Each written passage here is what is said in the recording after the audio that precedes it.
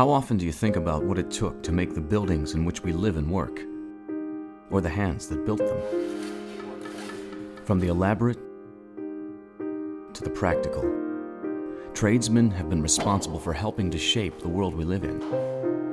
I knew when I got into the trade as a bricklayer, I worked next to a bunch of the old-timers. Some of them spoke broken English, but they were the best at what they did. Those were the guys that I paid attention to. When I first started laying brick, the bricklayers didn't like to wear gloves. Silica brick were very rough there that you'd actually wear the skin off your fingers, and you would go home at night and they'd be bleeding, but it was kind of an accomplishment. I think if you find a good craftsman, he's going to have some pride in what he does. And yet, today the skill and tradition of builders and craftsmen is in danger of being lost. Day after day, I see newspaper articles of different statistics. As a matter of fact, one yesterday that they said by the year 2019, there's going to be a shortage of 140,000 welders in this country. We're going to need people to do the work that has to be done manually. And these skills are required, and the only way you can learn is someone's got to teach you. In an effort to meet the growing need for tradesmen, Steve Shelton, founder and president of Shelton Masonry, started a school that simultaneously meets an even more important need in people's lives.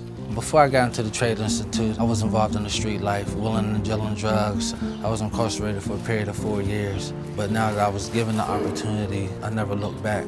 The program worked for me because it actually helped me get my life back on track. If the school wasn't here, it would be a guarantee that I would be going in the wrong direction. There's millions more people just like me, you know, that wants to change but don't know how to change, don't know which direction to go. We have guys in there that don't have troubled past, but they don't have fathers either.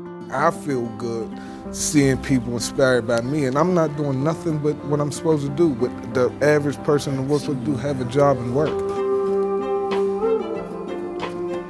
And over the past 3 years, there's testimony after testimony after testimony of young men and a couple of young women whose lives have been changed forever because they were given a shot.